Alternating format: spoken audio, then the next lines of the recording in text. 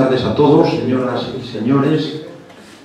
Feliz año también a aquellos a los que no había visto todavía, aunque nosotros ya llevamos actividad significativa en lo que va de año. Hemos tenido distintos actos y es una satisfacción desde el Centro Asturiano de Madrid, este rinconín del Principado aquí en la capital, que nos podamos encontrar, y más si cabe en este foro, en estos encuentros de educación y salud que ya llevamos unos cuantos años de andadura, gracias en gran medida a la Asociación Española de Medicina y Salud Escolar y Universitaria, que preside el doctor Antonio Sáez Crespo, aquí presente en primera fila, y que después, según me decía ahora Ángel, el doctor Ponce, que en cierto modo ha organizado el protocolo de esta sesión, pues intervendrá después, ¿no? Y yo, como soy obediente, pues le he dicho que de acuerdo.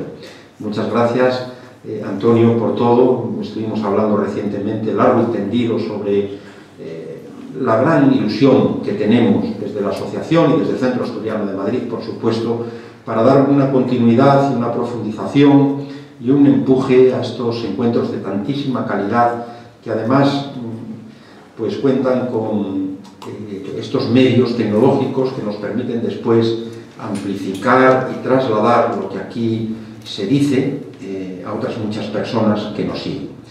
Y contigo, pues, cómo no, a todos los miembros de la asociación, por supuesto al doctor Antonio Luengo dos Santos, que intervendrá el 23 de marzo, como me recordaba ahora el doctor Ponce, que ya estuvo en esta misma tribuna dando una gran conferencia. Él es neuropsiquiatra y desde luego pues con unos temas de muchísima actualidad, muy relevantes, que nos van a interesar a todos con la mayor seguridad.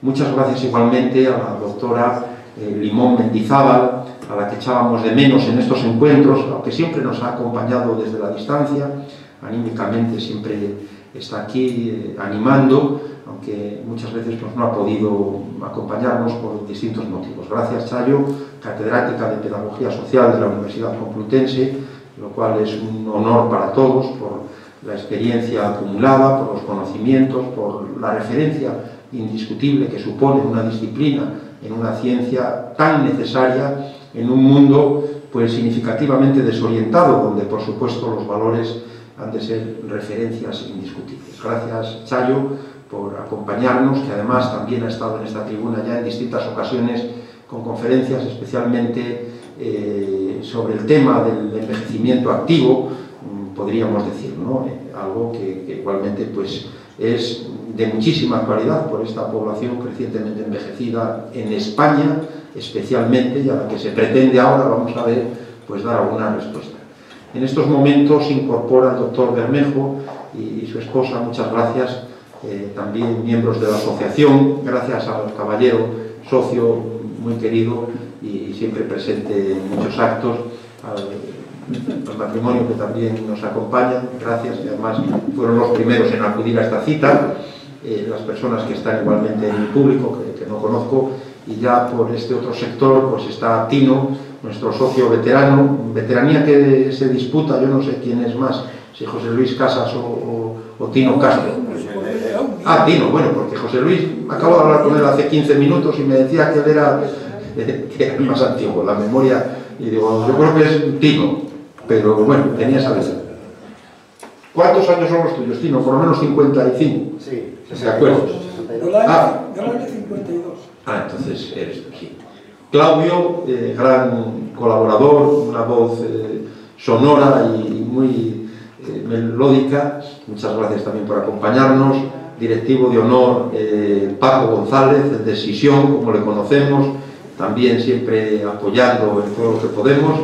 Y muchas gracias, Ángel de Pedro, directivo, nuestro presidente adjunto Andrés Menéndez, desde luego una persona clave en esta institución, y el doctor Miguel Fuentes, que es flamante asturiano adoptivo en Madrid, un acto precioso que tuvimos en diciembre, concretamente. De manera que muchas gracias a todos, y cómo no, Ángel Ponce de León, que es socio, amigo y una persona valiosísima que está colaborando mucho con nosotros en todo lo que puede, y buena prueba de ello es el acto extraordinario que tenemos hoy con el excelentísimo señor don Juan Díez Nicolás, al que va a presentar propiamente el doctor Ponce de León. Pero permítanme que diga, que además figura en el programa, que es académico de la Real Academia de Ciencias Morales y Políticas. Yo he hecho un vistazo al currículum del doctor Díez Nicolás, que es público en internet, algo verdaderamente extraordinario, una trayectoria muy extensa, muy fecunda y ejemplar, de manera que estamos de enhorabuena. Nos va a hablar, como es bien sabido, de los valores que se transmiten a los niños, una comparación internacional. Y yo quiero decir al respecto, no os preocupéis, que los sistemas educativos se han ido formando mediante un proceso histórico en el que, según los momentos, han prevalecido distintos valores.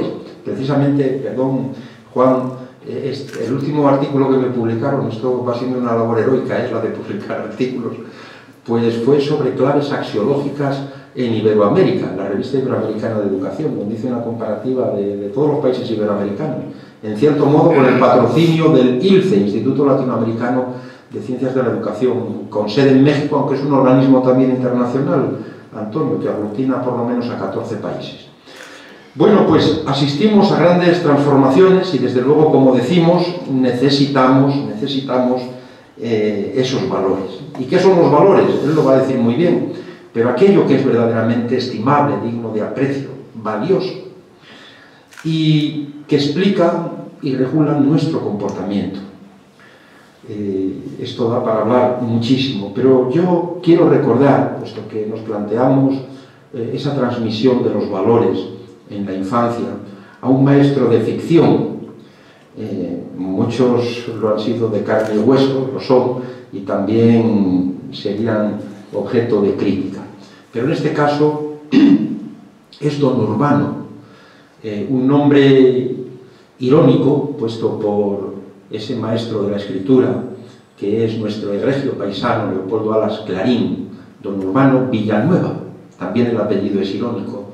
Os invito a que leáis este cuento, que son 4 o 5 hojas, localizable en internet.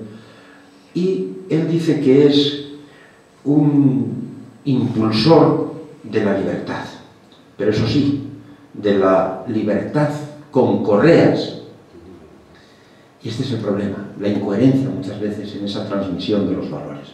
Yo soy un partidario de la libertad, le dice a los párvulos, a los pequeñitos en la escuela, pero de la libertad con correas, por cierto, y no había doble intención por mi parte, lo comenté en Ecuador en un viaje que hicimos de formación docente, y allí decían, aquí, todavía estaba Correa, dice, aquí es la libertad con correa.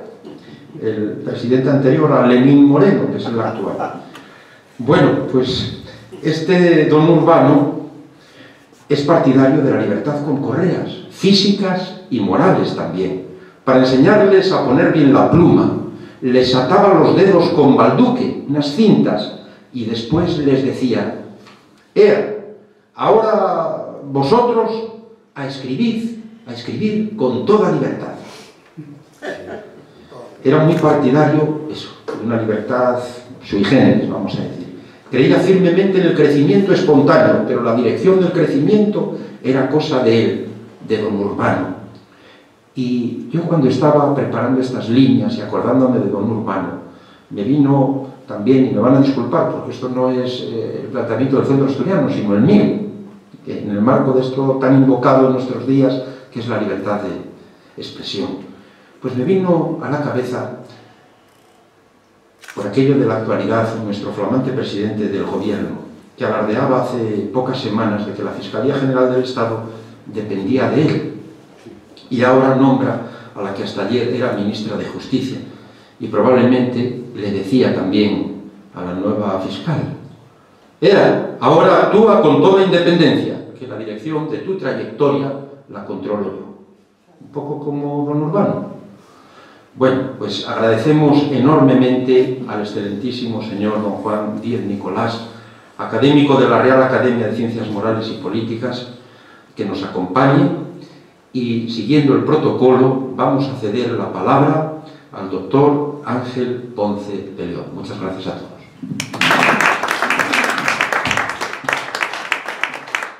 Gracias, muchas gracias. Tengo que abreviar porque me ha pisado la mitad de mi presentación. De manera que, claro, tampoco pasa nada, porque yo te podía copiar como otros copian tesis enteras, con lo cual no hay ningún problema. A ver, llevamos años, algunos muchos años, trabajando sobre este tema. Y por lo tanto, lo único que yo tengo que decir es que efectivamente la salud integral, desde el coco hasta los pies, de nuestros escolares y de nuestra gente menor, es efectivamente la clave del arco sobre el que se sostiene la sociedad. Esta, la que venga y las que ha habido. Y, curiosamente, sobre sociedad y sobre individuos y sobre grupos y sobre interrelaciones entre grupos e individuos, etc., Juan y Nicolás saben mucho. Es por eso por lo que efectivamente ha venido esta tarde aquí, porque sabe, aquí no traemos a gente imbécil, aquí traemos a gente que verdaderamente sepa y nos enseñe. De Juan no voy a decir nada acerca de su currículum, porque está escrito y está dicho y está promulgado 80 veces. Me gustaría resaltar nada más que 3 pequeñas cuestiones, que son los que, en principio, y con tu permiso, Juan, en mi juicio, sobre los cuales ha pivotado tu vida pública, muchos de ellos. En primer lugar, es docente. Como docente, es rector de universidad, con lo cual quiere decir que es docente de docentes y maestro de maestros. Punto 1, un pilar. Segundo pilar, es investigador. Como investigador, ha estado en el meollo de los procedimientos, métodos y formas de trabajo. Y no ha hecho malicia de sus productos. Ha dirigido procedimientos de investigación social, sociológica, etc., y ha dirigido a los actores de esos procedimientos. Y todavía sigue en ello. No miente. Tampoco le ha hecho falta mentir para medrar y progresar. Eso es una falacia. El tercero de los pilares sobre el que me ha llamado la atención desde siempre, querido amigo, es que ha sido funcionario, o sea, que ha funcionado. Conoce como nadie los entresijos de la administración. Esto es verdad. Ha estado ocupando sillones, luego hablaremos de los sillones más importantes, con varias administraciones. Eso que ahora se llama altos cargos de la administración, él los ha desempeñado pues, con naturalidad, con humildad, en donde he sido llamado y donde he rendido perfectamente, perfectísimamente, y con varias administraciones, o sea, con varios gobiernos. No sería muy malo, ¿me explico? Y sobre esto ha tenido una virtud que yo le engrandezco. Ha resistido con inteligencia y con la bonomía que le es propia, efectivamente, la tentación de sentarse en la poltrona ministerial.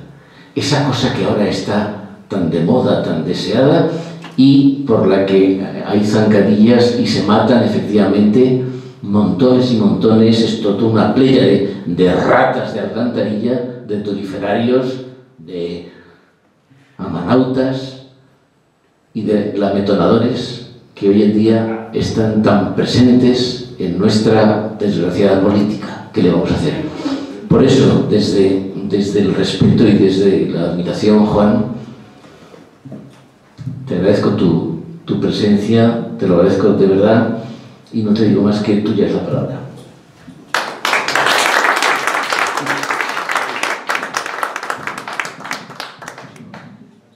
Muchas gracias por este recibir. Yo creo que se me oye bien, no hace falta el micrófono. ¿Me oyen todos bien? Pues adelante. Y cuando se acabe la voz, pues se acaba. Muchas gracias por la bienvenida, muchas gracias Ángel por tus palabras, y yo creo que voy al grano, que es lo que me ha gustado siempre. Ante todo, y es cierto lo que ha dicho Ángel Ponce, he sido docente, yo creo que toda mi vida. Desde el año desde el año 56, que volví de mi primer viaje a Estados Unidos después de haber terminado el bachillerato en Ramiro de Maeztu. Allí estuve un año y al volver me contrataron en Ramiro de Maeztu al mismo tiempo que yo empezaba mi carrera de políticas, pero me contrataron como profesor de inglés y ahí estuve en la fundación del Instituto Nocturno de Bachillerato, hecho por Antonio Magariños, nombre que a algunos les sonará, aunque solo sea por el Centro Deportivo Magariños. Pues soy un producto de Ramiro de Maeztu y me enorgullece decir que no fue mal instituto, sobre todo aquel instituto de los años 40 y 50, luego ha tenido diversos avatares como todo en España. Pues bien, desde el año 56 empecé como estudiante y al mismo tiempo profesor. Y del nocturno, además, no en lugar de, me pasaron al diurno y ahí tuve pues, a algunos alumnos con 14 años y yo unos 19, como Eduardo Serra, ministro de Defensa y un gran amigo, el almirante Sánchez Barriga, el hijo pequeño de Sánchez Mazas, ahora Sánchez Fernoso, pero del viejo, el poeta del régimen, Chicho, el que tocaba la guitarra, filósofo que murió muy joven, o un sobrino de Celas, de don Camilo. Por tanto, la enseñanza ha sido siempre. Me alegro de tener colegas de la Complutense y además, pues no solamente he estado enseñando, que lo he hecho siempre, y siempre en la Complutense, aunque después de la jubilación, que fue obligatoria en el 2008, he seguido, a mí no me va a jubilar nadie, ni a convertirme en residuo sólido. O sea, sigo activo desde el 2008 y pienso seguir pues, hasta que pueda. Fundé el Instituto Nacional de Ciencias de la Educación, heredero del CENIDE que había creado Ricardo Díez Cobleiner con el ministro Villar Palasí, y lo heredé y lo convertí en INCIE. Fue de los pocos centros que yo he creado que han desaparecido, y creo que para mal de la enseñanza, porque aquello fue un invento realmente muy bueno, pero como era muy bueno había que eliminarlo. Ahí los que recuerden el INCIE, de ahí se daba dinero para investigación y para formar, para cursos de formación a todos los ICES, los Institutos de Ciencias de la Educación, de todas las universidades de España, públicas y privadas. Había entonces pocas privadas. Hacíamos investigación de todos los niveles educativos, desde preescolar hasta universitaria. Hacíamos cursos de formación, desde el CAP famoso, a todos los niveles también, incluido la universidad. Bueno, funcionaba y lógicamente había que eliminarlo, y se hizo. Pero voy con el tema que tenemos hoy aquí. Y el tema es, habréis oído continuamente eso de que se han perdido los valores. Yo debo decir que llevo estudiándolos mucho tiempo y a mí nunca se me ha caído un valor del bolsillo, nunca he perdido ninguno. Los valores cambian y yo creo que es por donde hay que empezar. ¿Cómo surgen los valores? Pues me perdonarán si digo que los seres humanos, las poblaciones humanas, tienen que sobrevivir como cualquier especie viva, plantas y animales, tienen que sobrevivir a través de los recursos que se encuentran en su medio ambiente. Cuando teníamos a los hombres de las cavernas, hombres y mujeres, para ser políticamente correcto, pues vivían, es decir, los que vivían en Madrid, pues en un radio de unos pocos kilómetros, los que se pueden recorrer más o menos en 1 hora, 2 horas, 3 horas. Eso eran los recursos. Pero, mientras que los demás seres vivos, plantas y animales, tienen genéticamente la capacidad de sobrevivir, se adaptan de manera genética, mecánica, los seres humanos venimos al mundo y si ponemos ahí aquí mismo 100 niños recién nacidos llenos de biberones por todas partes, potitos y todas, mañana quedarían ya muy pocos y pasado mañana ninguno. no somos capaces de sobrevivir ni un día sin otros seres humanos. Pero, a cambio de eso, todo tiene su cara y su cruz. Somos los seres peor dotados para la supervivencia individual. Una mosca no tiene que hacer un máster para saber volar. Nada más nacer sabe volar. Incluso los mamíferos superiores, un potro nace e inmediatamente sabe cómo ponerse en pie en sus 4 patas y sabe cómo ir a buscar a la madre para su alimento. No tienen que recibir enseñanzas ni siquiera de sus progenitores. Luego sí hay imitación y cosas de esas, pero no voy a entrar en ese tema porque me llevaría muy lejos. Por tanto, ¿cómo se adaptan los seres humanos si venimos como una hoja en blanco, absolutamente desprovistos de todo? Pues nos adaptamos a través de la cultura. La cultura no en el sentido estrecho de la Kulturkampf, sino en el sentido de todo aquello que no es naturaleza. ¿Y qué es todo aquello que no es naturaleza para nosotros? Pues lo que llamamos la cultura material, que es la tecnología. Desde el palillo, desde el primero que hizo una vasija con barro y hojas y la puso a secar al sol, y ya en lugar de llevar el agua en las manos, que se escurría por los dedos, pues ya podían llevar el agua de un lugar a otro, en un cuenco. Eso es cultura. Es cultura el palillo, y es cultura los satélites artificiales que tenemos alrededor del globo terráqueo. Todo lo material es cultura. ¿Cómo se hace? A través o utilizando los recursos que tenemos en el medio, combinándolos. El cambio tecnológico siempre es exponencial porque es combinar algunos artículos tecnológicos que ya hemos fabricado, combinando unos con otros. Una vez inventado el teléfono y la televisión, era fácil tener lo que tenemos hoy en día en la televisión por el teléfono, por el móvil además, no por el fijo. Por tanto, la tecnología tiene un cambio exponencial. Cada vez podemos combinar más cosas con más. Tecnología, cultura material y la organización social, que incluye la cultura no material. ¿Y qué es lo que hay en la cultura no material? Todas las formas de organización social. No nacemos sabiendo cómo debemos utilizar el reparto de los recursos. Cada sociedad tiene su forma de repartir los recursos que se encuentran en el medio ambiente. Cada sociedad tiene su forma de organizarse políticamente. Monarquías, repúblicas, despotismos, toda clase. Hemos ensayado ya todo, desde los tiempos de las cavernas. Organización económica, organización política, organización de la enseñanza. Pues claro, es decir, no surgió la escuela ni las universidades por generación espontánea. Fueron las sociedades las que dijeron conviene tener algún sitio, pero al principio los clásicos griegos lo hacían paseando, la escuela peripatética. Por tanto, es decir, todo lo que es humano lo hemos hecho nosotros, incluidos los sistemas de valores.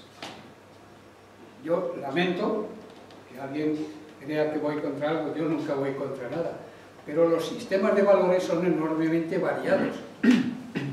Uno de los primeros, que ya hablo de ello, en una época muy reciente, fue Montesquieu, cuando se dedicó a viajar por el mundo y vio que para los mismos problemas se daban soluciones distintas, jurídicas, y dijo, pues entonces no hay, eso no viene ni genéticamente ni viene por algo divino, ¿no?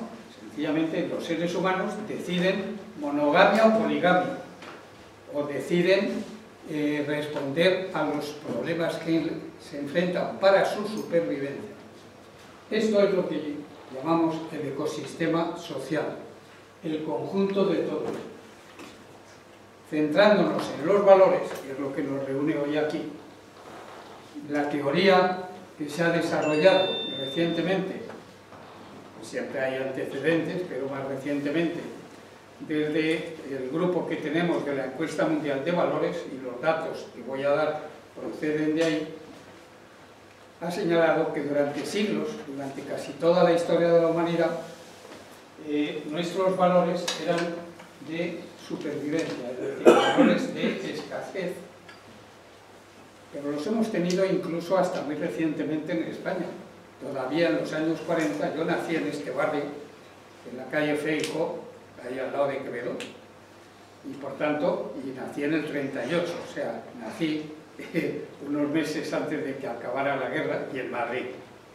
Por tanto, sé lo que era Madrid en los años 40.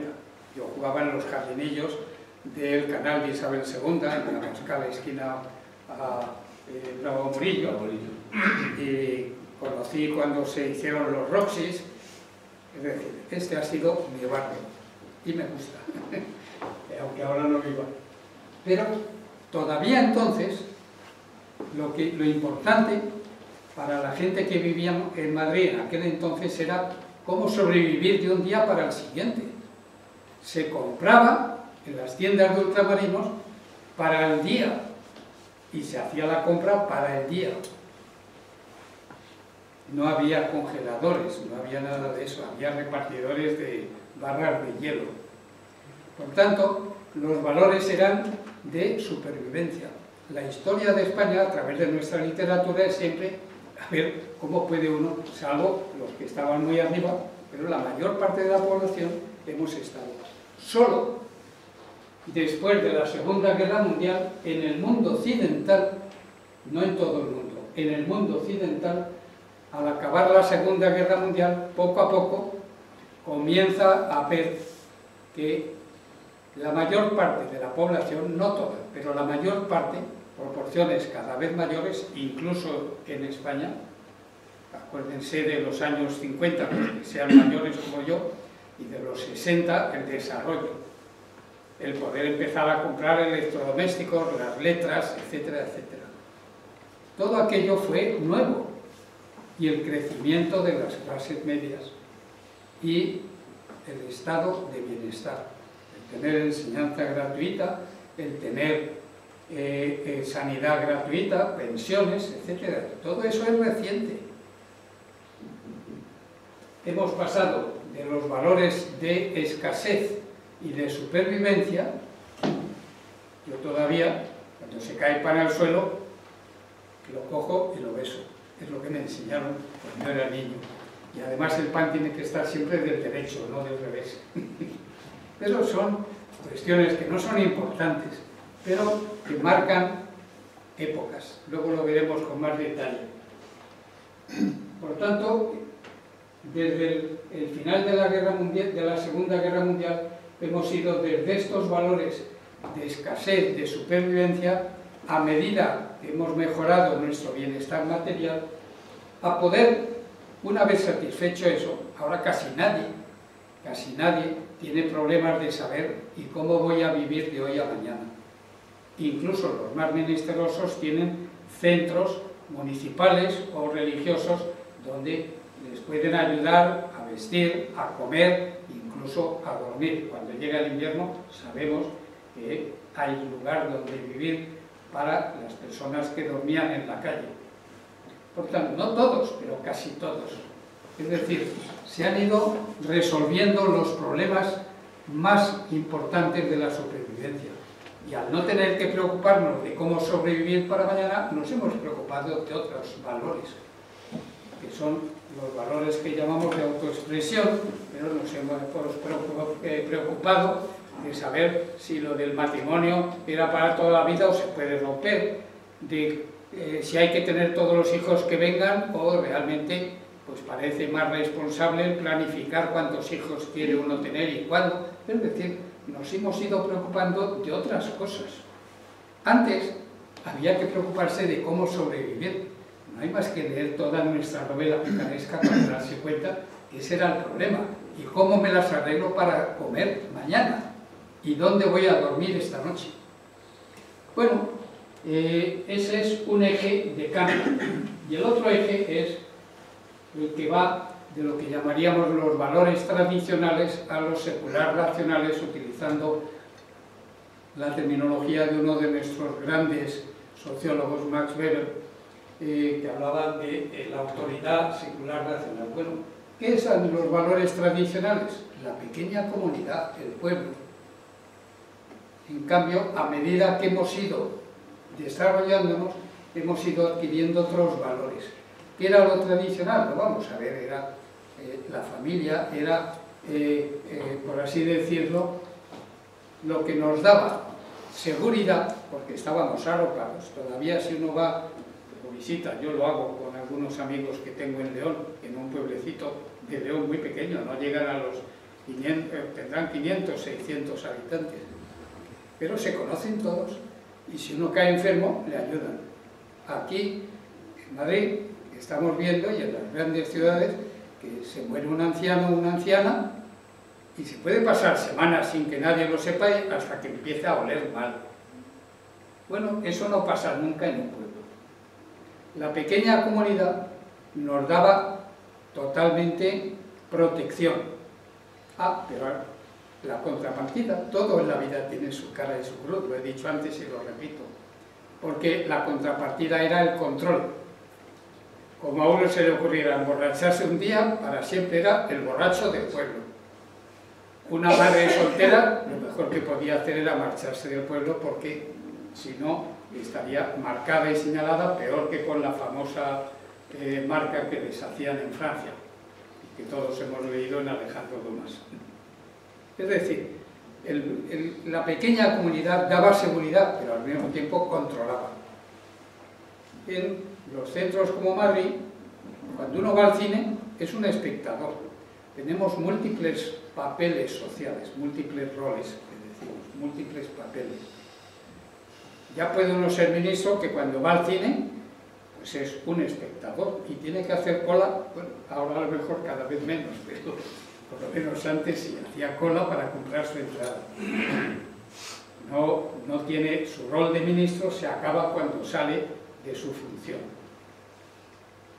Todos nosotros tenemos multitud de papeles. Bueno, pues todo eso es lo que hace que cada uno de esos papeles tiene sus valores. Los que hayan hecho la mili saben que hay lo que llamamos los sociólogos la socialización anticipada, que es cuando uno quiere llegar a un nuevo puesto, empieza a comportarse con arreglo a las pautas de comportamiento de ese puesto antes de tenerlo. Es decir, el que es sargento y piensa que va a llegar a brigada o a teniente, pues empieza a comportarse porque es una manera de incluso alcanzarlo antes. Porque todos desempeñamos, como decía nuestro Calderón de la Barca, el gran teatro del mundo, que cito con mucha frecuencia, sin saber que estaba hablando como sociólogo, lo dijo. Venimos al mundo y a uno le toca el papel de rey, y a otro le toca el papel de carpintero, y a otro el de profesor. Vamos adquiriendo unos, los de género, como dicen ahora, o sexo, como he dicho yo toda mi vida, pues uno nace varón o mujer, luego será lo que quiera, su orientación sexual, pero nace de una manera, luego será lo que sea. Son papeles, la edad es un estatus absolutamente adscrito, no adquirido. Uno no puede decir, voy a ver si cumplo 5 años en este año dándome prisa, ni puede retardar, ya nos gustaría a algunos, retardar el paso del tiempo. Por tanto, hay papeles adscritos, hay papeles adquiridos. Para eso estudiamos, hacemos una carrera y procuramos, aprendemos un oficio, etc. Pues bien, digamos que si tuviéramos que describir lo que ha pasado, es que la sociedad tradicional ha sido la que ha existido durante siglos y siglos, basada en una economía estacionaria, que era lo que había alrededor. Los valores religiosos y comunitarios. Religiosos en unos sitios cristianos, en otros musulmanes, en otros taoístas, etcétera, etcétera. Los de la comunidad. Los de la comunidad. Pero el proceso de modernización se produjo con la industrialización y se basó fundamentalmente en varios conceptos, en varios valores. Uno, el de la autoridad. La autoridad ya no era el ordeno y mando, fue una autoridad aceptada por todos. Era la autoridad del cabeza de familia, era la autoridad del político, es decir, se fue acabando con las monarquías absolutas y mucho más con los despotismos típicos de Oriente.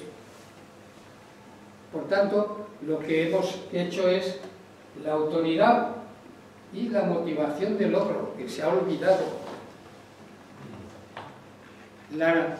Eso lo hemos aprendido nosotros, los que estamos aquí, la mayoría, porque por edad lo veo que la mayoría hemos sabido lo que era la motivación del logro. Había que ser, si no el primero, uno de los primeros, en lo que fuera. Había orgullo de lo que uno sabía hacer. Un guarnicionero tenía, yo recuerdo uno al que iba con frecuencia de pequeño en San Felipe Neri, al lado del mercado de San Miguel. Ahí en San Felipe Neri había un guarnicionero fabuloso. Pero es que los zapateros remendones tenían su orgullo profesional y había unos mejores y otros menos buenos. La motivación del logro ha sido el motor, el esfuerzo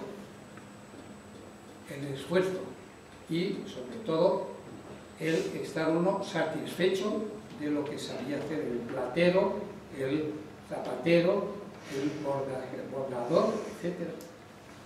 Todo eso llevó a la modernización, las sociedades industriales avanzadas, y eso produjo desarrollo económico. De una economía estacionaria pasamos al desarrollo económico. En España, es que hay que repetirlo una y otra vez, en 1900 la esperanza de vida en España era de unos 35 años, en 1900, pero en 1940, después ya de la Guerra Civil, era alrededor de 50 y tantos. La esperanza de vida al nacer, ahora estamos en más de 80. Siempre las mujeres, unos cuantos más, debe ser por la mala vida que llevan, pero siempre unos 5 años. En todas las sociedades, la esperanza de vida de las mujeres es superior. Nacen más niños que niñas, pero yo se lo he respondido a muchos alumnos cuando me decían, porque es que los niños se mueren más. Digo, no, cuando uno se muere, se muere.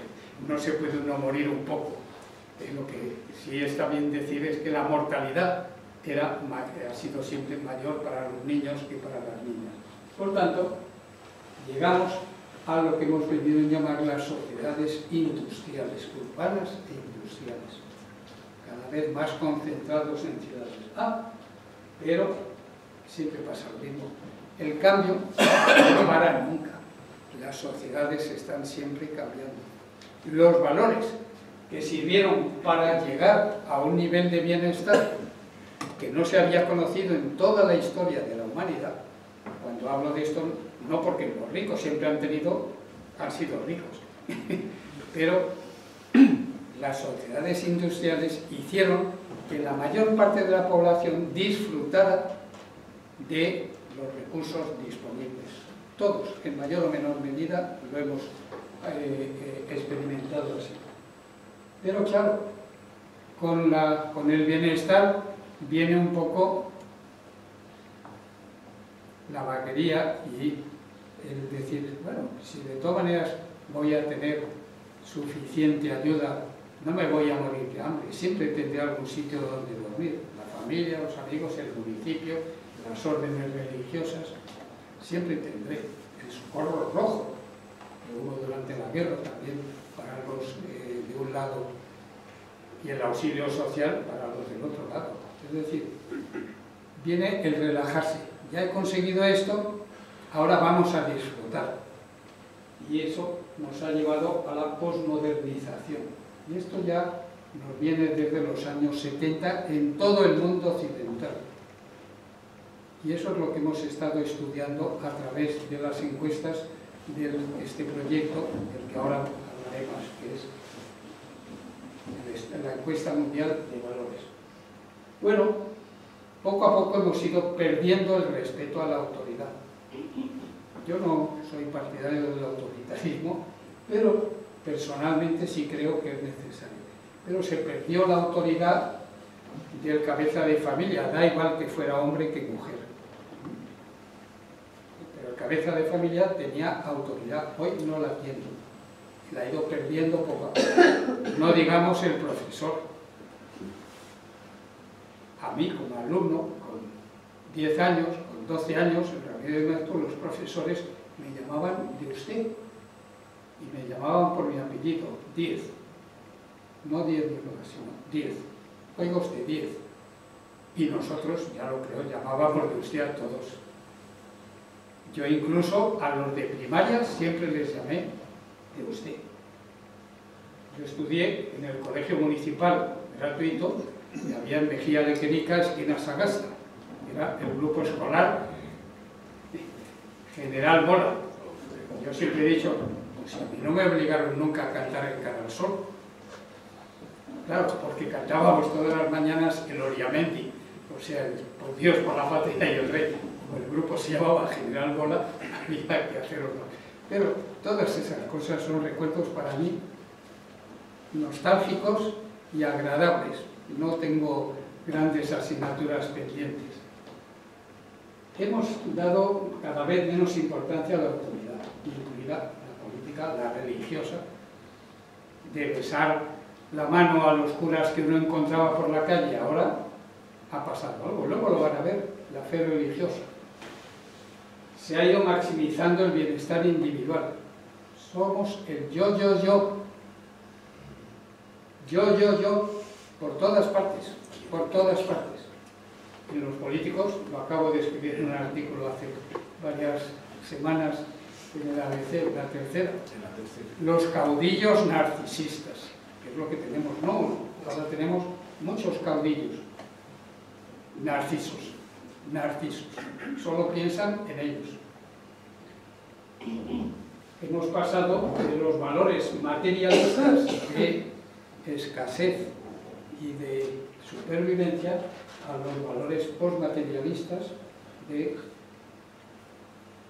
digamos, de preocuparnos por otros temas, incluido el medio ambiente o el cambio climático. Pero todo eso ha provocado un incremento de la inseguridad en España y en todas partes, en todo el mundo occidental, y me atrevería a decir, porque tengo datos para ello, no los voy a poder poner hoy, están publicados, y los pueden luego el video donde pueden ver todas mis publicaciones y bajárselas, no tienen que pagar nada, ni poner ninguna contraseña ni nada, de libre acceso.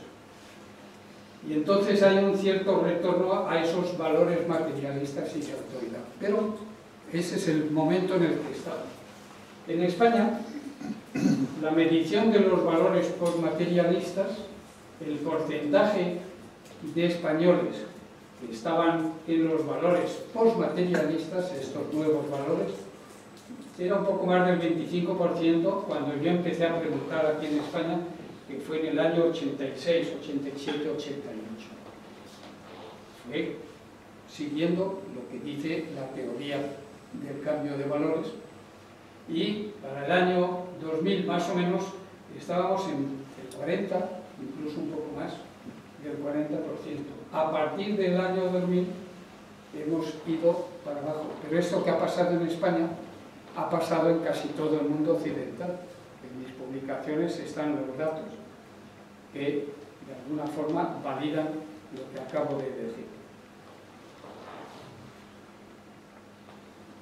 Si lo vemos por cohortes, es decir, por las personas, luego diré, yo he hecho el análisis, como he tenido siempre, afortunadamente, desde el año 63, que volví de Estados Unidos por segunda vez, después de haber hecho los estudios de sociología en la Universidad de Michigan, tuve la enorme suerte y fortuna de que me escribiera Manuel Fraga, que había sido profesor mío, para ofrecerme el fundar el Instituto de la Opinión Pública, cosa que hicimos, y que estuvo haciendo encuestas durante el franquismo sin ningún problema.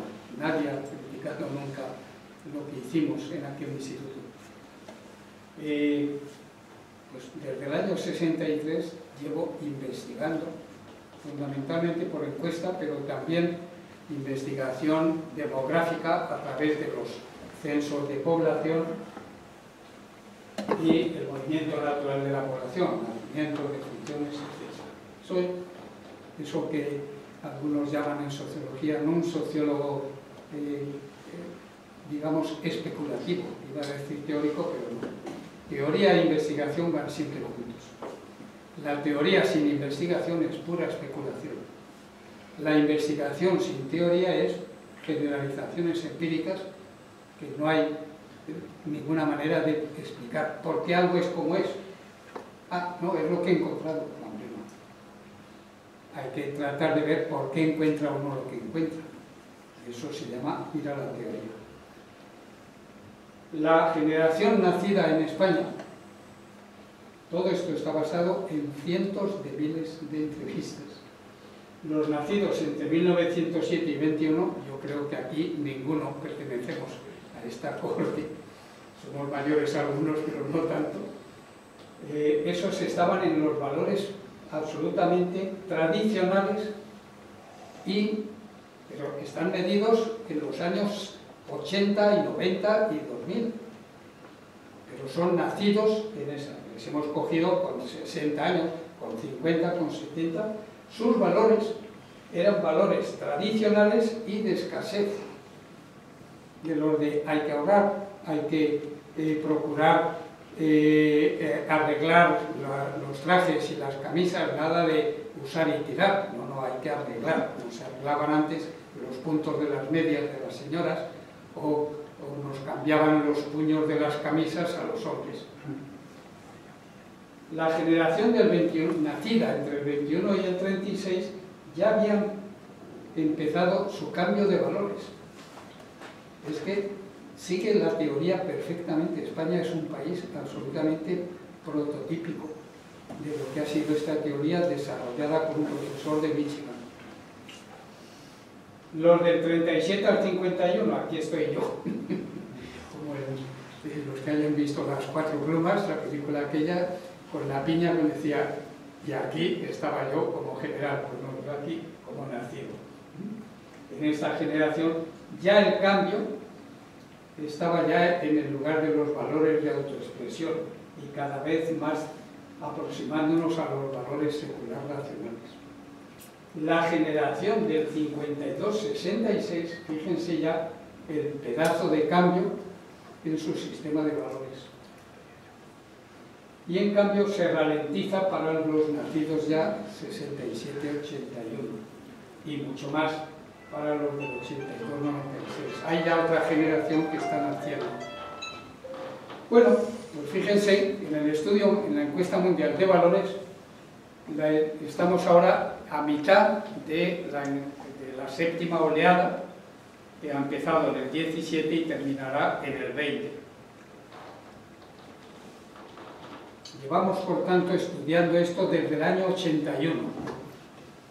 Primera encuesta, 81. Segunda en el 90, tercera en el 95, cuarta en el 2000, quinta en el 2005, sexta en el 2010 y séptima ahora.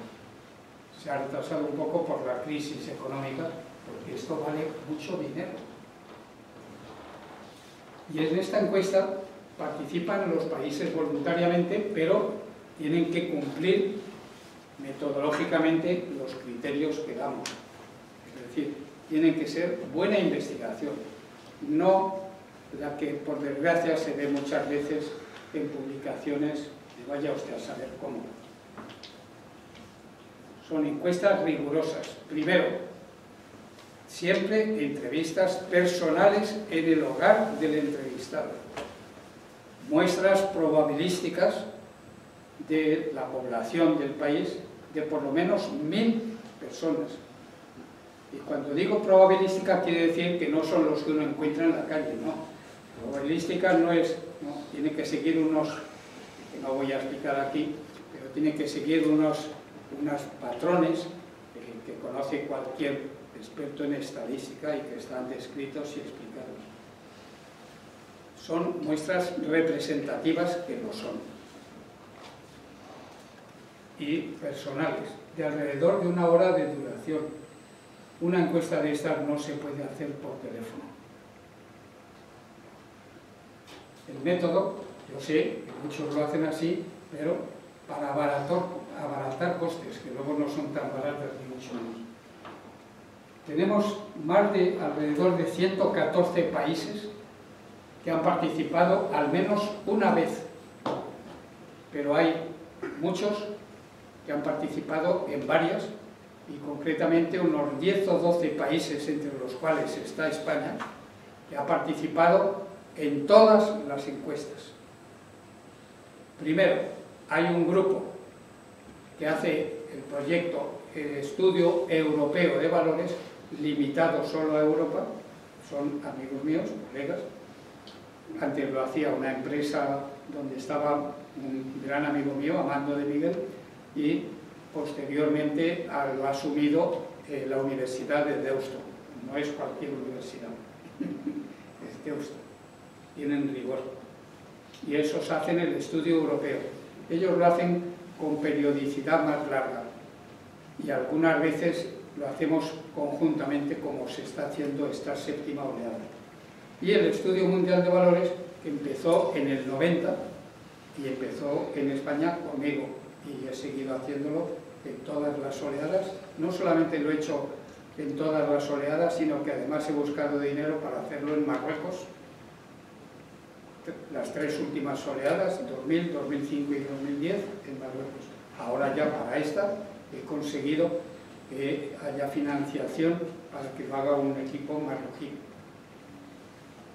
He sido asesor para hacer la encuesta en Burkina Faso, uno de los 3 o 4 países más pobres del mundo.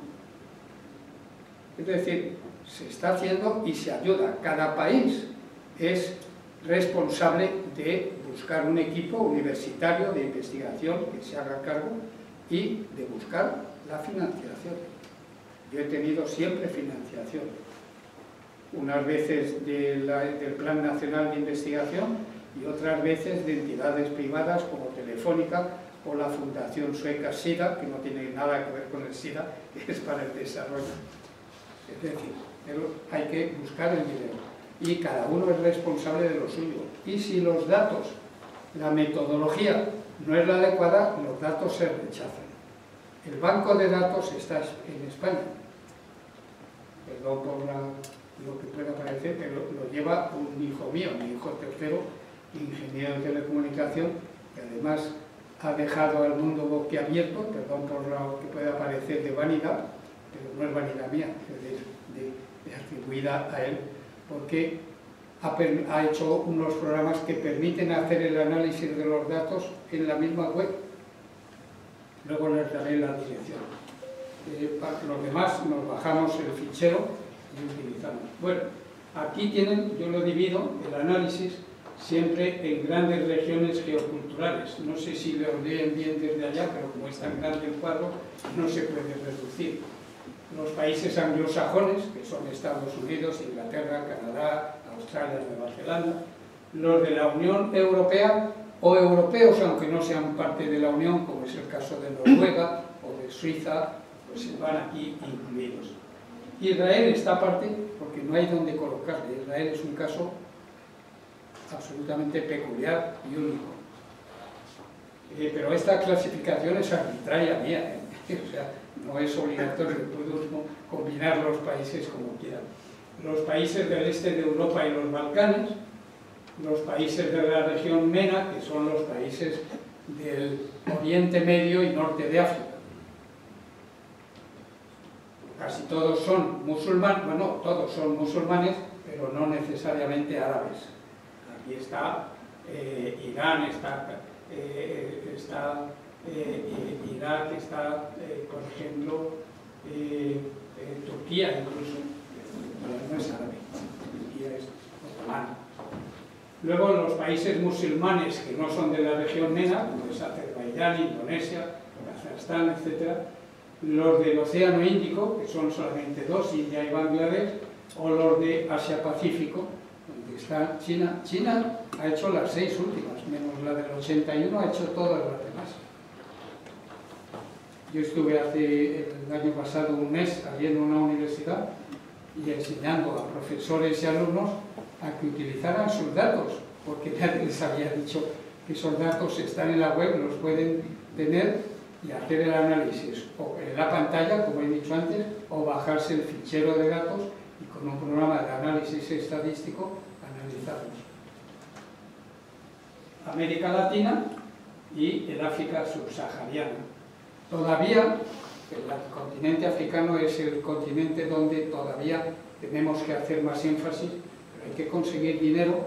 Claro, cada país más o menos desarrollado pagamos nuestro viaje, pero para muchos países hay que ayudarles con la financiación e incluso con el conocimiento experto. Yo tuve que hacerlo para Burkina Faso. El total de entrevistas en 7 oleadas, que no está terminada. Ahora vamos más o menos por la mitad, pero en esta va a ser la oleada de mayor número. El total de entrevistas en estas 7 oleadas y 114 países son 614.000 entrevistas personales, con cuestionarios de 1 hora de duración donde preguntamos por valores familiares, religiosos, políticos, económicos, medioambientales, de todo. Es una fuente inagotable y gratis. Cuesta mucho dinero, pero cualquiera de ustedes se puede bajar el fichero, tiene que tener suficiente capacidad de memoria en su ordenador, y luego analizarlo. Y pueden analizarlo con las técnicas que están en el propio Internet. ¿Cuáles son los valores más mencionados? Pues miren, desde el año 81 hemos preguntado prácticamente por los mismos valores. Algunos se han abandonado. Por ejemplo, la paciencia, pues se preguntó en el 81, como el estudio primero fue el de europeo en el 81, aunque había algunos internacionales, el estudio europeo fue ideado por religiosos europeos, católicos o protestantes, fundamentalmente belgas y holandeses, y entonces iban mucho más a los valores religiosos y de moral, etc. El mundial, que empezó en el 90, dijimos, para ser mundial no podemos constreñirlo a lo puramente cristiano, tenemos que abrirnos a preguntar para que puedan contestar los que son musulmanes o son de cualquier religión, o ateos o lo que sea, y además de cualquier nacionalidad. Europa al final es ya muy homogénea, apenas hay diferencias. A mí me aburre, lo digo con sinceridad, analizar las diferencias entre España y Francia, porque son mínimas y generalmente no tienen nada que ver con ser español o francés, sino con la edad, con el nivel de estudios, con la ocupación, no con el ser francés o español. Igual que aquí en España, las diferencias por comunidades autónomas, si algo está relacionado con la edad, pues claro, Castilla y León tiene una población envejecida, Canarias la tiene joven. Las diferencias que encontramos no son por ser canario o ser de León, tienen que ver con que ser joven o ser viejo. Pero eso es muy difícil que la gente lo entienda. ¿Cuáles son los valores? Que estos son siempre porcentajes, o sea, el 56% de los entrevistados en esta oleada, que fueron 29.000. Ahora, y está sin terminar, llevamos ya 105.000 entrevistas. En el 2000 fueron 125.000. De momento, la de mayor tamaño. Pero esta todavía nos queda casi la mitad, o sea que van a ser más de 200.000 entrevistas las de esta última oleada, con más de 100 países. En estas otras nunca hubo tantos países. La anterior, la del 2010-2014, fueron 59, que ya es decir, entre ellos 14 países musulmanes. Por tanto, tenemos bien cubierto todo el mundo. Buenas maneras. Se dejó de preguntar 2 oleadas, se ha vuelto a preguntar ahora, y es las buenas maneras, que es un poco lo que antes llamábamos urbanidad. Y va muy ligado a educación, por eso en el Mundial dejamos de preguntar por educación, porque está muy vinculado. ¿Cuáles son los otros? Honradez, curiosamente se dejó de preguntar, por algo sería. Responsabilidad ha ido creciendo y tolerancia y respeto. Yo debo decir que me gusta más la palabra respeto que tolerancia, porque tolerancia, aunque ahí van incluidas, tolerancia siempre parece que es de arriba a abajo y el respeto está más en horizontal. No hay que ser tolerante con los musulmanes, hay que respetar a los musulmanes, con los que piensan de manera diferente. Bueno, verán que hay bastante coincidencia a lo largo del tiempo, nada menos que desde el 81 al 2020. Apenas han cambiado los valores en todo el mundo, porque estos son todos los países juntos. Luego vamos a verlo con grupos de países. Apenas variación de una oleada a la otra, pero fíjense no solamente en los más citados, sino en los menos. Fe religiosa. 20% dicen que hay que transmitir a los niños la fe religiosa. 20% en el 81, 27, 28, 38, 41, 41, 26. Y eso que han ido aumentando los participantes musulmanes, países musulmanes, que son mucho más religiosos que los cristianos, con una religión distinta, pero obviamente ellos sí dicen, luego le dirán, que hay que transmitir ese valor a los niños. En España lo van a ver. Yo voy siempre de lo más a lo menos. Primero, el total mundial. Ahora vamos a ver por regiones geoculturales, las he enseñado antes.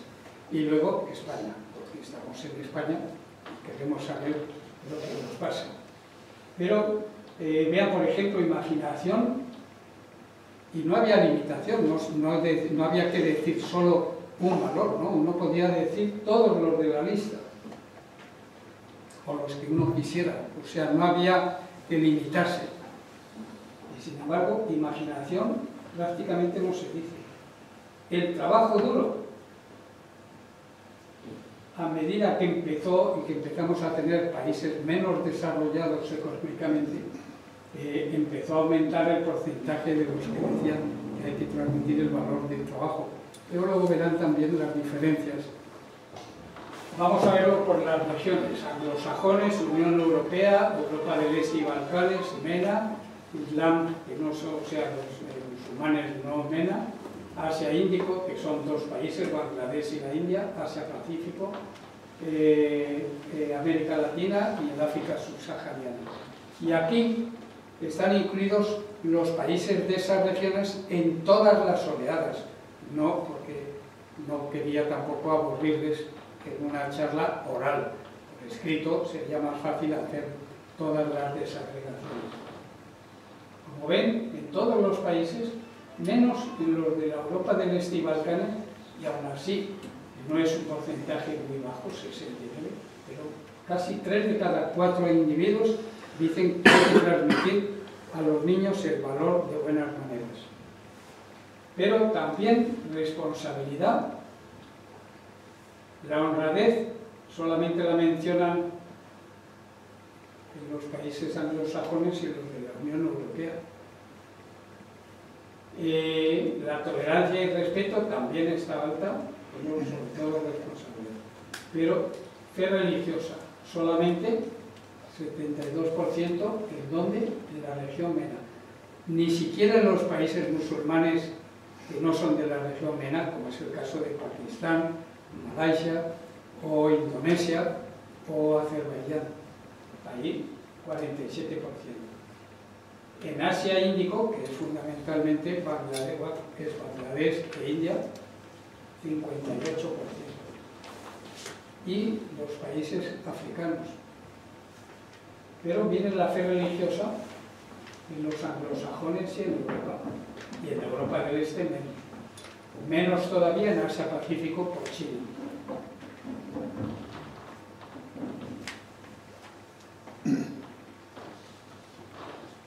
No puedo comentar cada uno, y además porque veo que se está haciendo muy tarde.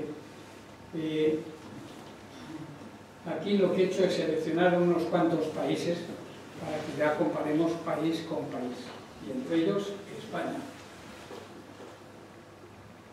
No diferimos mucho, buenas maneras, responsabilidad y tolerancia y respeto. Más de entre 3 y 4 españoles dicen que hay que transmitir esos valores. Fe religiosa. Desde el 52%, perdón, no, esto es África del Sur, pero la fe religiosa en España, juntando todas las oleadas, el 12%. Perdón, el 19%. Esto ha cambiado.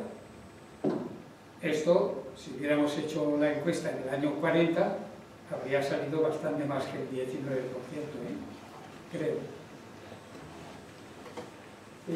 Pues esto, como se suele decir, es lo que hay.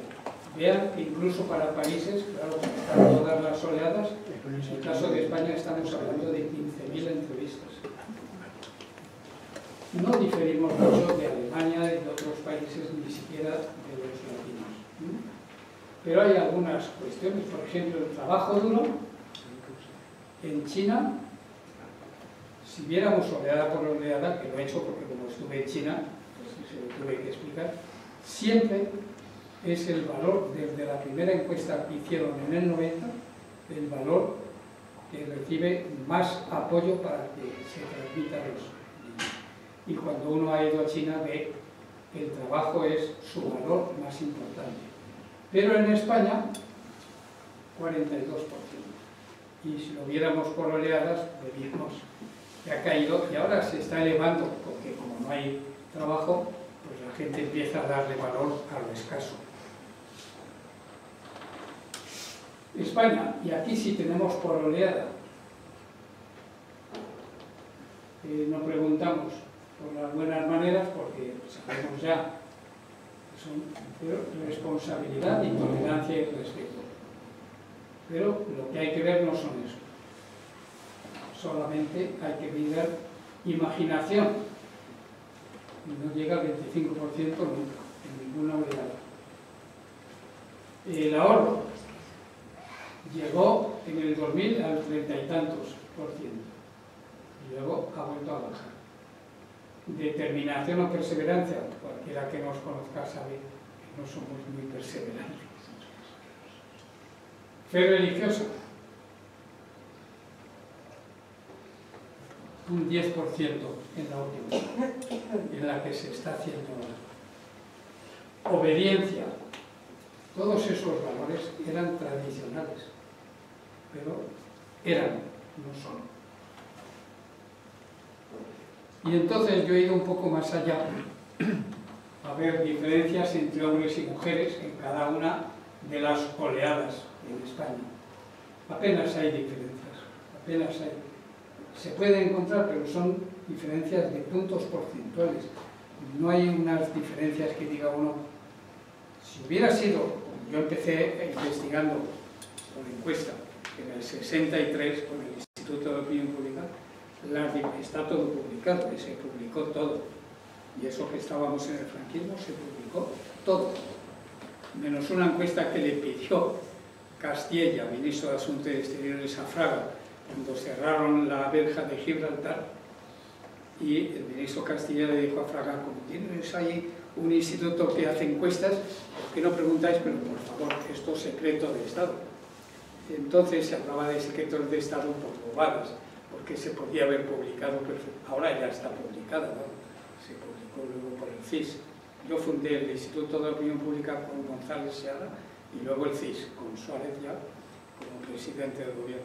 O sea, el instituto ese ha hecho siempre el trabajo muy bien, con cualquiera de los directores que ha tenido, de derechas, de izquierdas o del centro. Ha sido más criticado últimamente y yo digo que no es por el director es un muy buen catedrático y muy buen investigador, pero han cambiado las circunstancias. Y lo digo como siempre. Pues apenas hay diferencias entre hombres y mujeres, pero las había antes brutales, brutales. Cuando uno compara los resultados de cualquier cosa entre hombres y mujeres en los años 60, incluso en los 70, eran diferencias brutales. Apenas hay diferencias en nada que se pregunte ahora entre hombres y mujeres, y tampoco en los valores. Aquí lo que he hecho es analizar por cuándo nació uno y lo he agrupado por cohortes. En cada año se ha preguntado a la gente y naturalmente pues yo soy de una cohorte, la del 37 al 51, pero si hubiera estado contestando, no podemos contestar los que nos dedicamos a esto, no dejamos que nos entrevisten para no contaminar, precisamente porque estamos en el oficio. Pero si me hubieran preguntado, pues en unas ocasiones tendría 20 años, en otras 30, en otras 40, y así sucesivamente. Pero seguiría siendo de una cohorte, de una generación nacida entre unos años. ¿Y por qué es importante eso? Porque las personas que han nacido en los mismos años han tenido experiencias comunes. Han tenido experiencias comunes. Ahora se está viendo, por ejemplo, en la política, cómo los que participaron de alguna vez o participamos en la transición, fuéramos entonces de derechas, de izquierda o de centro, sin embargo ahora nos encontramos mucho más de acuerdo que entonces, porque hemos vivido experiencias comunes. Y, como diría un catedrático muy bueno, muy famoso, uno le conocerá, José Luis San Pedro, que luego dejó la cátedra para dedicarse a escribir novelas, y ya no le gustaba la universidad, como había cambiado, y le estaba entrevistando muy poco antes de morir. Yo tuve buena amistad con él, y en una entrevista que le estaba haciendo una periodista jovencita, y el hombre estaba un poco ya, digamos, sintiéndose un poco mal por las preguntas que le hacía. Y ya llegó un momento en que no se puede contener y dice: mire usted, señorita, porque él era súper educado, era un caballero, claro, mire usted, señorita, si es que yo ya soy un inmigrante en el tiempo. Lo que hay detrás de esa frase es un montón de sabiduría y experiencia. Inmigrantes en el tiempo, yo por lo menos me considero ya inmigrante en el tiempo, porque esta sociedad, algunas cosas, a pesar de ser sociólogo, me cuesta más trabajo entenderlas, pero hago el esfuerzo. Pues bien, aquí lo que vemos es el peso de cada una de estas cohortes, concretamente, perdonen que me vaya a la mía, pero ahora ya vamos perdiendo peso. Teníamos el 28%, pero claro, muchos colegas se van muriendo y en cambio las generaciones más jóvenes van creciendo. Esta no existía en la oleada 81-84, ahora son el 30%. Y esta otra ya va creciendo del 10% inicial al 21% en solo 2 oleadas. Es importante saber cuántos son para saber por qué las sociedades van cambiando, porque van cambiando las cohortes. Llegan nuevas jóvenes generaciones y las viejas pues nos vamos extinguiendo. Y aquí tienen cuáles son los valores de cada una de estas generaciones. Pues tampoco ha habido muchísimos cambios radicales. Apenas. No, así se me quedó. Era por cambiar mi inclinación. Las buenas maneras siguen siendo para todas las cohortes, la del 7 al 21 hasta la del 82. ¿Estos son fechas? No, son cohortes. No está puesto el nombre. Yo las he denominado a mi estilo. Se ve que las generaciones jóvenes han ido creciendo la responsabilidad y el valor de tolerancia y respeto. Pero fe religiosa, cada cohorte ha ido dando cada vez menos importancia. ¿Y por qué digo esto? Porque lo que preguntamos es, ¿qué valores cree usted que habría que transmitir a los niños? Yo creo que todos sabemos que cuando uno contesta eso, lo que está contestando es cuáles son los valores a los que yo doy importancia. Porque nadie va a querer transmitir a los niños un valor que nos parezca, es lo que llamamos un proxy, o sea, una manera de preguntar a la gente cuáles son sus valores sin decírselo. Porque les decimos, eso lo hacemos muchas veces, porque todos tenemos tendencia a presentar nuestra mejor cara cuando nos hacen una entrevista. Y entonces, pues muchas veces no hay que preguntar. Cuando yo hice la primera encuesta sobre el control de natalidad en España, me di cuenta que no podía preguntar sobre todos los métodos anticonceptivos y sobre todo el que estaban haciendo entonces, que era la píldora, en los años 60. Pero me di cuenta que en cuanto preguntaba por la píldora, se acababa la entrevista o entraba el marido de la señora para decir que qué cosas preguntábamos a su esposa y que nos largáramos de la casa. Y entonces, ¿qué preguntábamos? ¿Cuál cree usted que es mejor? ¿Cuál cree que utilizan sus amigas, sus familiares? Preguntas indirectas. Pues esto es lo mismo. No hemos preguntado cuáles son sus valores, sino cuáles cree que hay que transmitir a los niños. Bueno, pues cuáles, los que a mí me gustan más. Profesor, perdón, una pregunta, ¿pero les dan un listado con esos valores o es así? No, les damos la lista de todos los valores completa. Hay preguntas abiertas, pero hay muchas preguntas que son cerradas. Por eso hemos mezclado, no yo, sino el conjunto de los investigadores, y esto ponemos valores más tradicionales.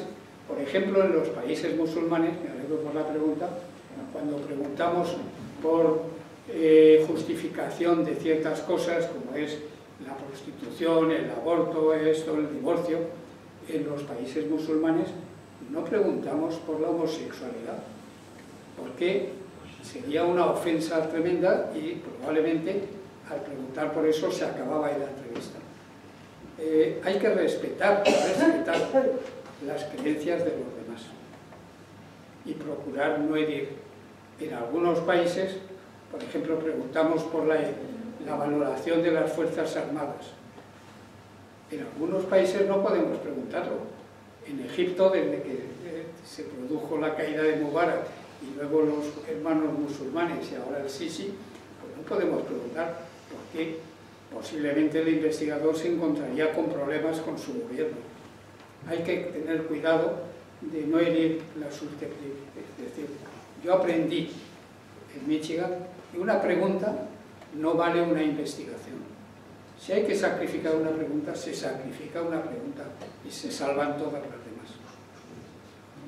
Pues, si no me equivoco, aquí acaba mi intervención y empiezan las preguntas que quieran hacer. Como sé que es tarde, si alguien quiere preguntarme, ahí tienen 2 correos míos, pueden escribirme, siempre procuro contestar pronto, y algunos aquí como Ángel, que suelo contestar enseguida, es decir, 48 o 72 horas, pero a veces tengo que tardar más por ocupaciones, pero tengan la seguridad que contesto siempre.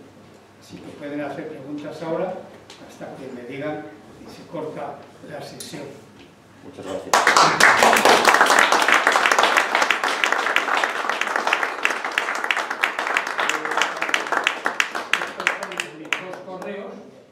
Esta es mi página web y ahí tienen todas mis publicaciones, libros, artículos, incluso los de prensa.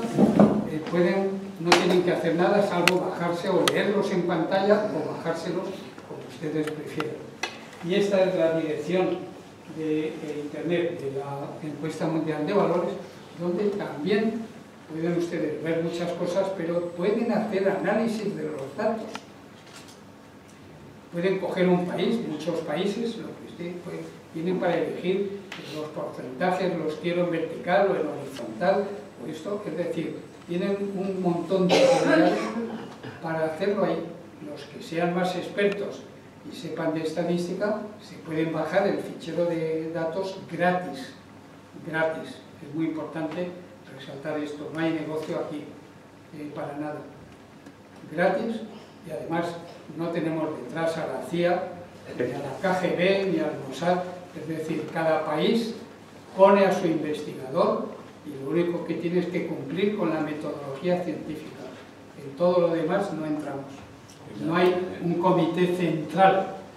Hay, sí, un comité ejecutivo elegido cada 5 años, un comité asesor científico, que de momento soy yo como he estado ahí desde el principio, pues sí, he ocupado cargos. Y ahora soy el chair, el presidente o coordinador del comité asesor científico, donde vigilamos la metodología. ¿Preguntas? ¿Los artículos de la revista Reis también los tienes en Todos. Hay 30 y tantos libros,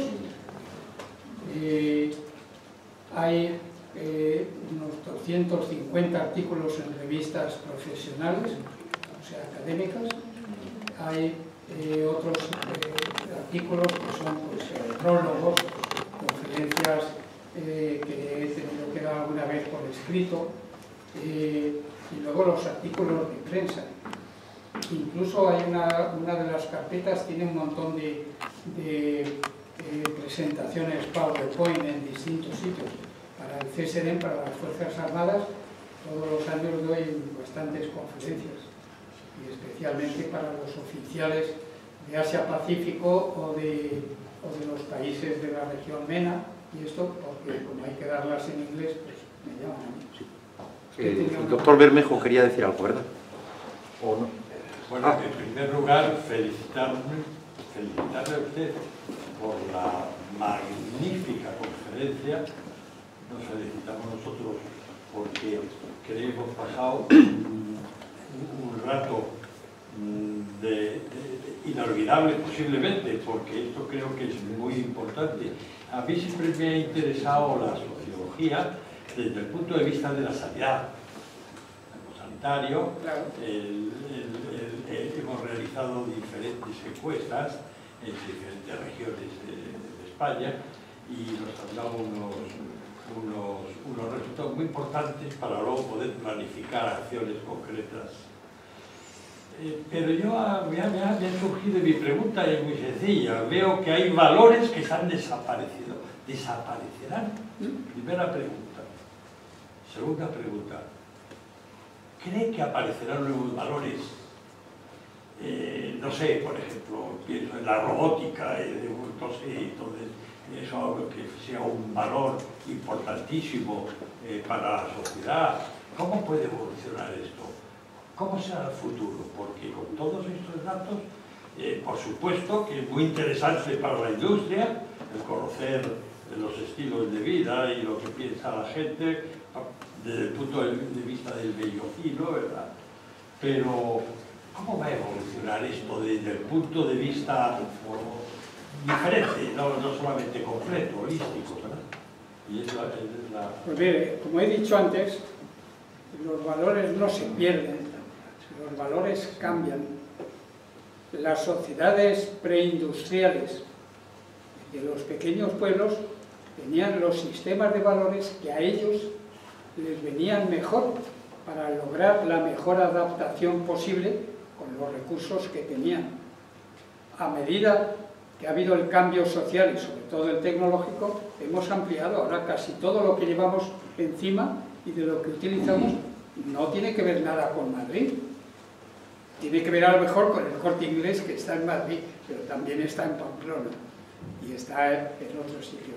Quiero decir que hemos ampliado de una manera impresionante lo que es el territorio del que obtenemos los recursos que utilizamos.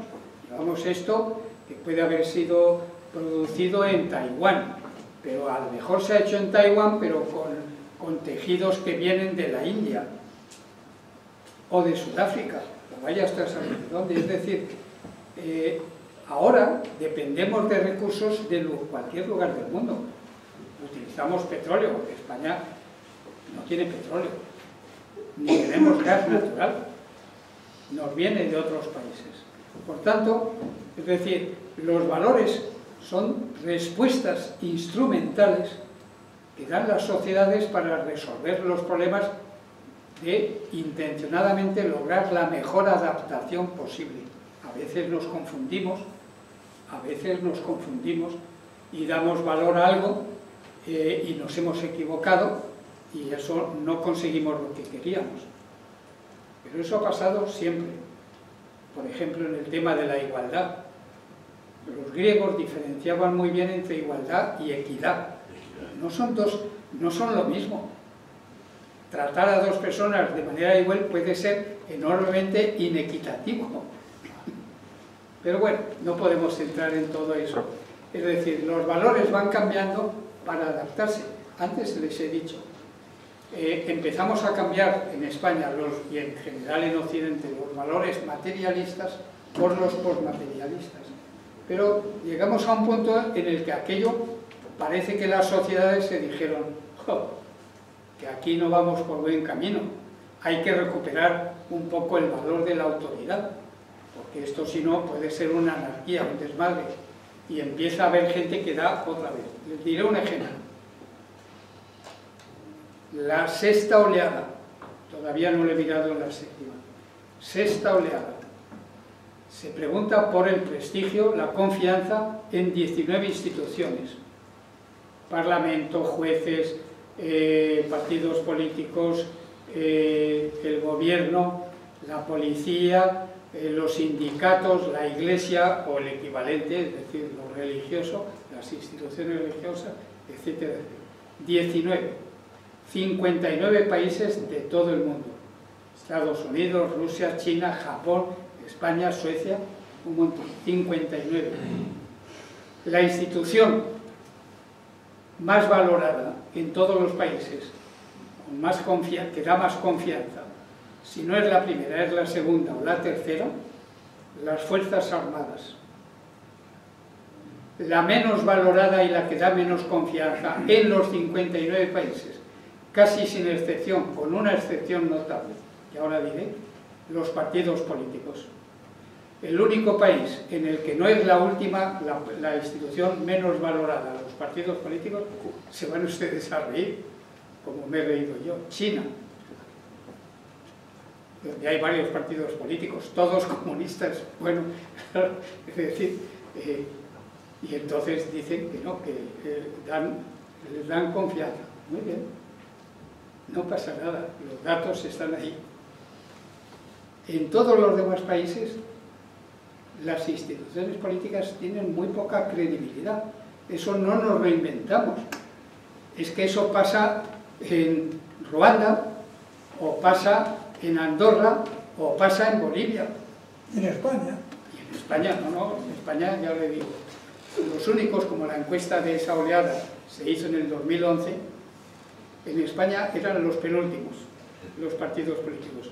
Los últimos, en 2011, ¿cuándo empezó la crisis económica? En el 2007-2008.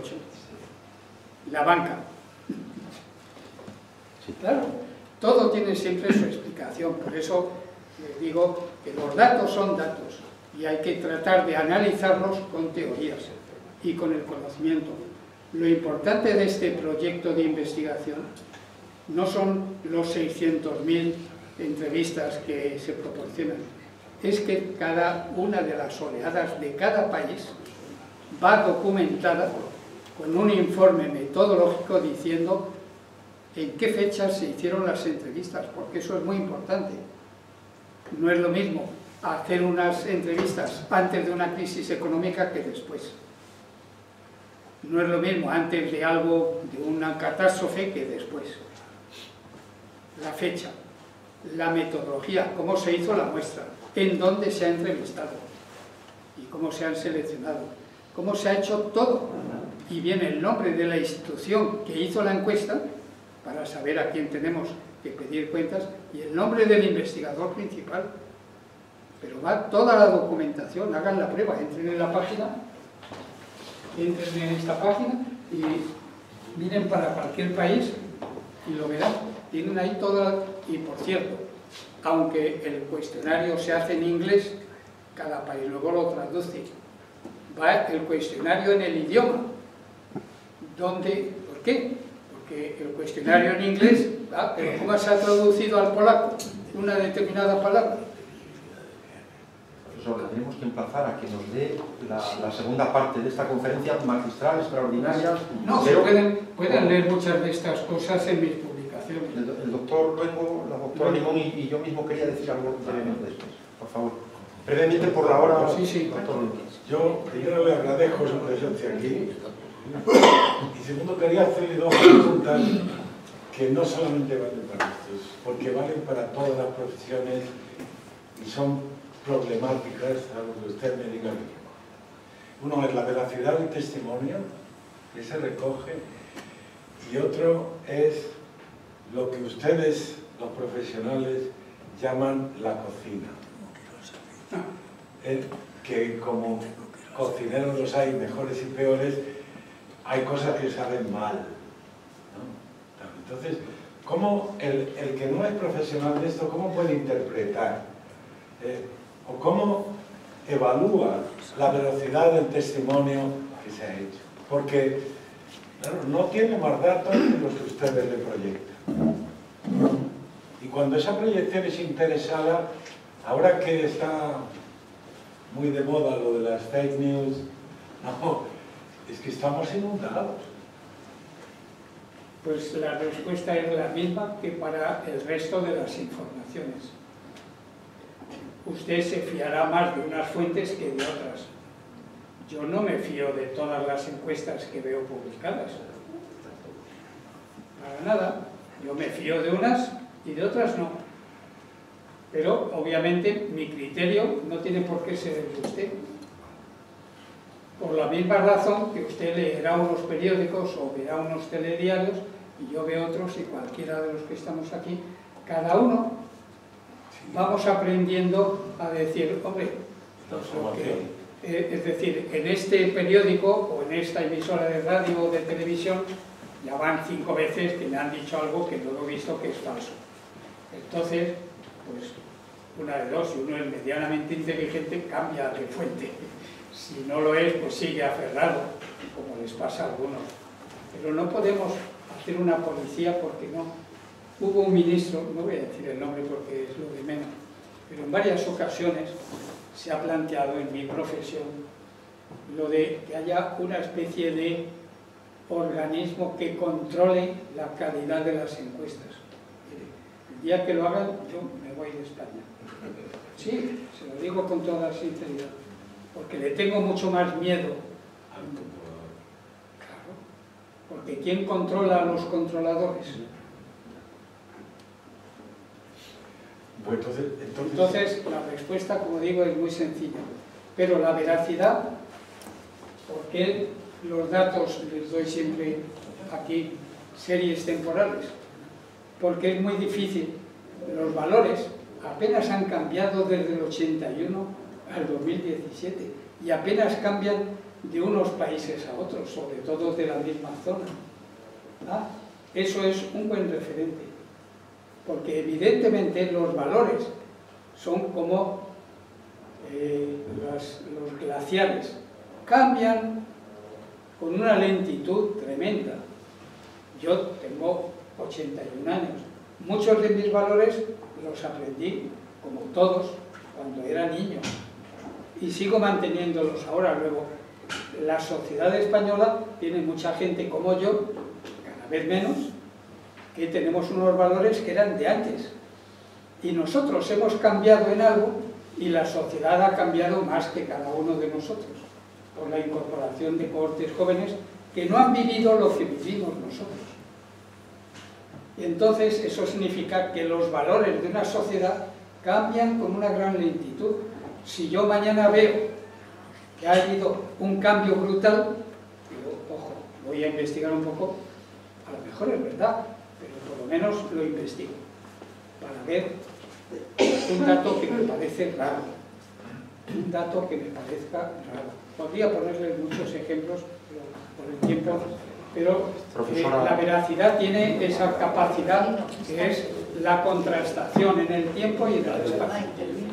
Profesora Limón, No, venga, brevemente, sí. En primer lugar, agradecerle esta conferencia tan extraordinaria, porque es un tema que es difícil, complejo, y usted lo hace sencillo. Bueno, gracias. Y después quería dos pinceladas. Los valores, la fe religiosa, el porcentaje tan bajo que me llama poderosísimamente la atención. Porque eso no es solamente la fe religiosa, son otros valores. Claro. Y también con respecto a las buenas maneras, que yo me llama la atención el porcentaje tan elevado, ¿verdad? Pero es que yo creo que falta mucho en educación las buenas maneras. Y bueno, gracias. Lo de la fe religiosa es que es palpable. Que yo recuerdo las Semanas Santas donde España se ponía de morado. Ahora el morado es el de un partido político, pero entonces era la Semana Santa, con música religiosa o clásica y con lo que llamábamos las películas de romanos. En algunas de ellas se veían los romanos que estaban crucificando a Cristo y llevaban reloj de pulsera. Muchas de ellas, películas italianas realmente malísimas. Pero eso ha sido parte de nuestra experiencia. Y yo nunca lo veo como algunos, siempre como con tonos negros. Yo digo, pero si puedo hablar de ello es que he sobrevivido a eso. Es decir, no me han influido tanto. Por tanto, no, la fe religiosa es obvio que ha cambiado en todas partes. Está cambiando también entre los musulmanes, aunque haya locos terroristas, pero lo que son los países, yo que he viajado por todos ellos, menos Libia e Irak, he estado en todos, también están cambiando. Ahora ya en Arabia Saudita las mujeres han podido ir a ver a los equipos españoles, al Barcelona, al Madrid, al Atlético de Madrid. Bueno, pues son pequeños cambios que dicen mucho. Se cuenta que el alcalde de Benidorm fue en Vespa, yo no sé si fue en Vespa o no, Pedro Zaragoza, a ver a Franco, para pedirle, primero había visto a Fraga, que dejara los bikinis en Benidorm. Y el argumento era el turismo. Bueno, pues en cuanto hubo suecas con bikini, la española dijo, ¿cómo? ¿Que esas van a poner el bikini y yo no? Pues yo uno más pequeño. El cambio viene de muchos sitios. Y estamos continuamente recibiendo influjos que hacen que cambien los valores, claro que sí. Profesor, yo quisiera también expresarle nuestro agradecimiento, el de la institución y el mío en particular, efectivamente por la exposición, por esta conferencia magistral, fruto de esa investigación tan profunda, tan dilatada, de décadas, y tan rigurosa, con un trabajo duro, siguiendo la expresión de los valores que nos presentaba, y también expresar la curiosidad que para mí supone, desde una posición muy modesta, lo digo con toda sinceridad obviamente, el haber trabajado recientemente por también razones coyunturales, las circunstancias, sobre esto de los valores, que nos interesa muchísimo como profesores de una facultad de educación, pero hicimos el rastreo a partir de páginas web de los respectivos ministerios de toda Iberoamérica, incluimos también a Puerto Rico, España, Portugal. Puerto Rico está ahí incluido. Lo incluimos y realmente nos llama la atención, bueno, que también es una fuente para ver qué valores se transmiten, porque no en vano nuestros representantes, nos gusten más o menos, tienen el poder para hacerlo y desde luego eso tiene una proyección en lo que se ve también en las aulas. Pero ahora al conocer que tiene usted esta página y estos estudios, pues me acercaré a ellos en la medida de mis posibilidades. Les puedo decir una cosa para los que sean docentes. Sin necesidad de los programas de análisis estadístico, con lo que uno puede hacer en la página web, en la pantalla, y luego todo lo que esté en pantalla se lo pueden bajar a un fichero Excel. O sea, lo pueden guardar. En Estados Unidos hay montones de universidades que en las clases de sociología dan las clases ya con los estudiantes con su ordenador haciendo análisis con el profesor. Y en España ya se empieza a hacer en algunos sitios. Yo les animo a todos, no pueden estropear nada. Pueden meterse en la página web y empezar a hacer esto, si pudieran, ya habría habido algún hacker que nos habría reventado la página. No lo han hecho. El que lo lleva, como digo, es mi hijo tercero, y aunque sea hijo, tiene 50 y tantos años. Es decir, ingeniero de telecomunicación en la Politécnica de Madrid. Y lo que ha hecho no lo hay en ningún otro banco de datos, y hay unos cuantos bancos de datos de encuesta en el mundo. Ninguno tiene lo que tiene el proyecto este y la tecnología española que está siendo utilizada por el Afrobarómetro, el Asiabarómetro, el Latinobarómetro. Es decir, es tecnología totalmente española por todo el mundo. Ni alemanes ni americanos han tenido que renunciar a tener lo que tenemos en este proyecto, ¿verdad? Que están en el proyecto, investigadores de esos países. Pues muchas gracias. Y ahora los doctores Crespo y Ponce. Bueno, pues nos conocemos al doctor de Nicolás, pues hace los años, bonitos años de la transición. Conocemos su trabajo, su esfuerzo, su constancia, y la Asociación Española y la Iberoamericana de Medicina y Salud Escolar, los inspectores médicos escolares, que en el año 54 en Nueva York apoyaron la Declaración de Derechos del Niño, pues tenemos una vez al año la asamblea, la propuesta de personas que se hayan distinguido por sus méritos profesionales en la defensa de los derechos de la infancia. Y la asamblea del 27 de septiembre de 2019 tuvo a bien conceder al excelentísimo señor profesor doctor don Juan Díez de Nicolás, por sus méritos personales y profesionales, la máxima distinción que tiene la extensión, que es la medalla de oro de la sociedad.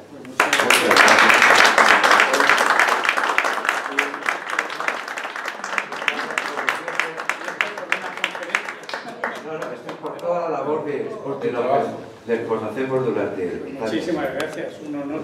Y puedo decir que uno de mis artículos, que quiera lo que leer, es siguiendo al sociólogo Mill, uno de los fundadores del interaccionismo simbólico, que se llama, o sea, el título era Juego organizado y juego no organizado como etapas de socialización del niño. Y sobre envejecimiento activo tengo montones de trabajos publicados con mi colega Rocío Fernández Ballesteros. Bueno, personas profesionales que tienen el título, la medalla, como usted, muchas gracias. El profesor Gormarín, fundador de la UNICEF, pues muy honrado por esta distinción.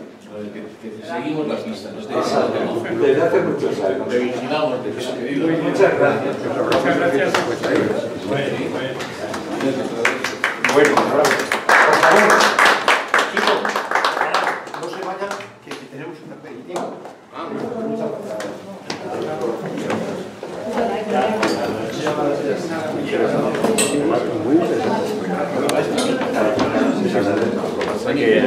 Muchos datos.